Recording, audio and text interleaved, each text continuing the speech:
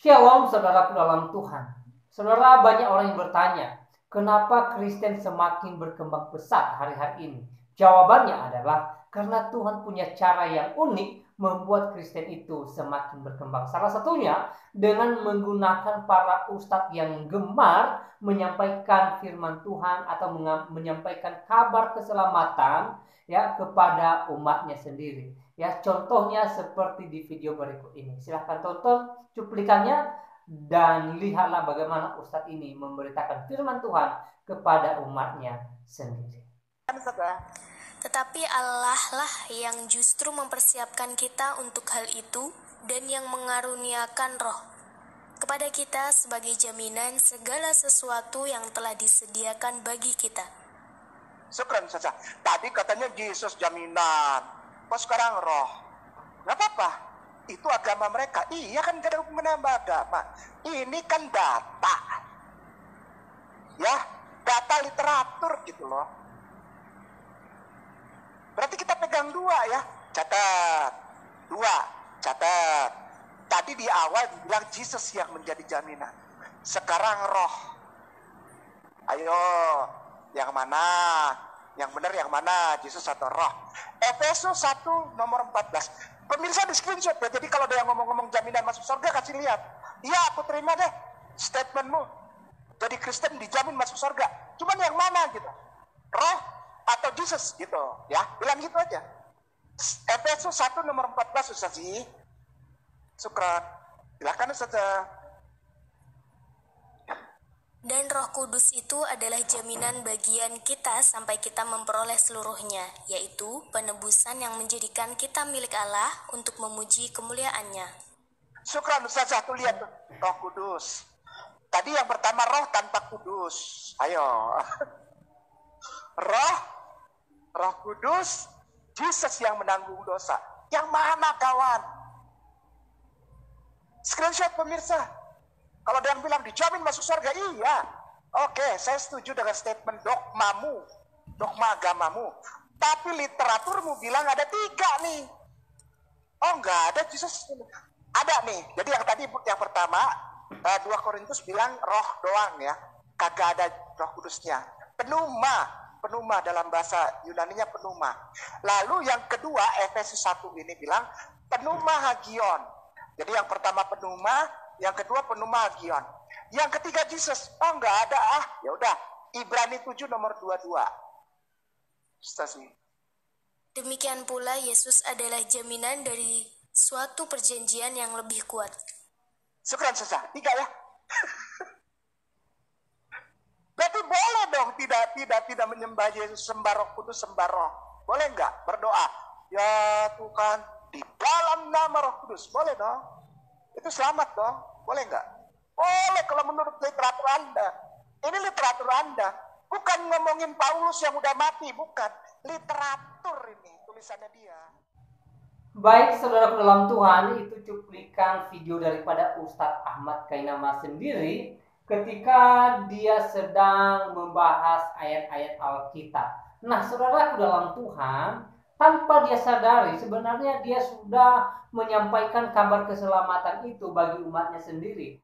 Memang kita tahu bersama tujuan Kainama membahas ayat Alkitab bukan dengan maksud yang mulia. Tapi saudara dalam Tuhan, saya katakan bahwa setiap firman Tuhan yang disampaikan, setiap firman Tuhan yang sudah didengar oleh siapapun, saya percaya ya firman Tuhan tidak akan berlalu dengan sia-sia. Dia akan berakar, bertumbuh, bahkan berbuah sehingga hasilnya boleh kita lihat hari-hari ini bahwa semakin banyak orang yang percaya bahwa Yesus itu adalah Tuhan dan Juru Selamat. Saudara dalam Tuhan, ya sekali lagi saya katakan apa yang dilakukan oleh Ustadz Ahmad Kainama ini, ya bagi saya ini merupakan sesuatu berkat rohani bagi umat manusia. Ya saudara, kalau kita yang membicarakan firman Tuhan kepada mereka yang berbeda agama, yang berbeda keyakinan dengan kita, pastinya kita akan ditolak. Tapi saudara dalam Tuhan, karena ustadznya sendiri, imamnya sendiri yang menyampaikan Injil keselamatan bagi mereka, maka tidak ada penolakan sama sekali. Bahkan mereka gemar mendengarnya, suka mendengarnya saudara dalam Tuhan. Karena pembicaranya adalah ustadznya sendiri, ya, imam mereka sendiri. Saudara dalam Tuhan, sekali lagi saya katakan ini hal yang sangat luar biasa. Lalu kita masuk ke dalam pembahasan Ustadz Ahmad Kainama tadi tentang Allah di dalam Kristen. Ya, dia mempertanyakan mana yang menyelamatkan, Yesus atau Roh Kudus, Roh Kudus atau Yesus. Nah, saudara dalam Tuhan, sebenarnya Ustadz Ahmad Kainama ini sudah sangat ngawur. Kenapa saya katakan demikian? Ya, bagaimanapun, ya, Allah Bapa, Yesus dan Allah Roh Kudus itu sama-sama menyelamatkan umat manusia. Tujuannya satu, yaitu menyelamatkan orang-orang yang masih berada di dalam kegelapan, sehingga mereka datang ke terang Kristus yang ajaib dan mereka menjadi ahli waris kerajaan surga kelak. Saudara dalam Tuhan, kalau kita kembali mengingat kisah penciptaan langit dan bumi dan juga seluruh isinya, ya, ketika Tuhan menciptakan manusia, apa kata Tuhan? Mari kita menciptakan manusia serupa dan segambar dengan kita. Tuhan menggunakan kata kita, Tuhan menggunakan kata jamak, bukan tunggal, artinya lebih dari satu. Lalu Tuhan berbicara kepada siapa? Tentu Tuhan tidak berbicara kepada malaikat, karena tidak mungkin Tuhan mengajak malaikat untuk menciptakan langit dan bumi, untuk menciptakan manusia, karena malaikat pun adalah ciptaan Tuhan sendiri, ya.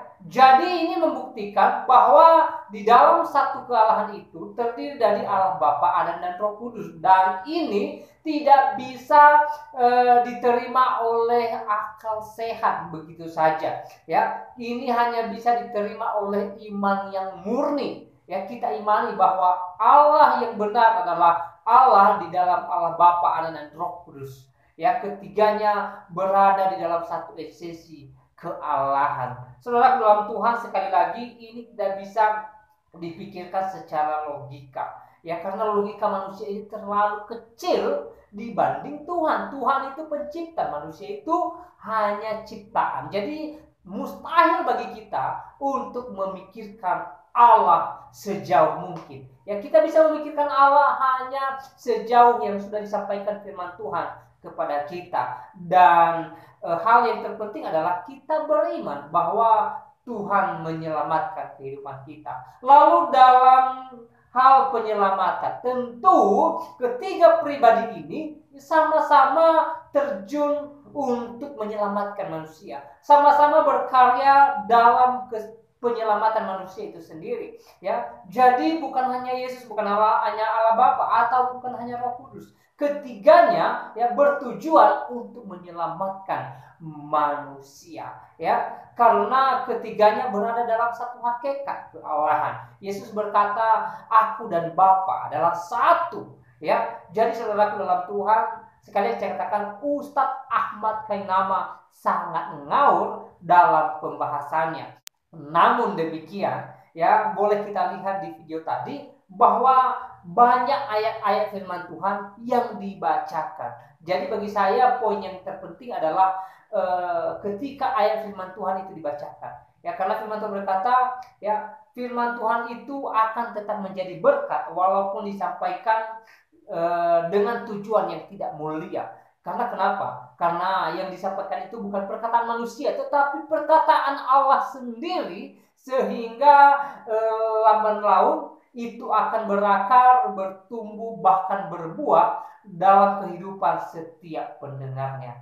Jadi jawaban kenapa Kristen semakin hari semakin berkembang pesat, karena Tuhan punya cara yang unik memanggil anak-anaknya dari kegelapan ke terangnya yang ajaib. Salah satunya saya katakan dengan Tuhan memakai para ustadz yang suka menyampaikan firman Tuhan kepada jamaah.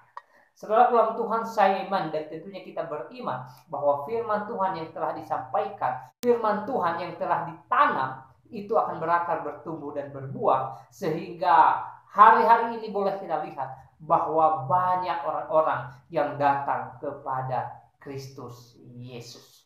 Ya, mereka percaya bahwa hanya Yesus satu-satunya jalan keselamatan. Sebagaimana di dalam Injil Yohanes pasal 14 ayat 6, Yesus berkata, "Akulah jalan dan kebenaran dan hidup. Tidak ada seorang pun yang datang kepada Bapa kalau tidak melalui Aku." Kalau tidak melalui Yesus, berarti Yesus jalan keselamatan. Nah, saudara dalam Tuhan, kiranya video singkat ini memberkati kita, menguatkan iman kita, dan membuat kita semakin bersuka cita di dalam Tuhan. Tuhan Yesus memberkati kita semua. Shalom.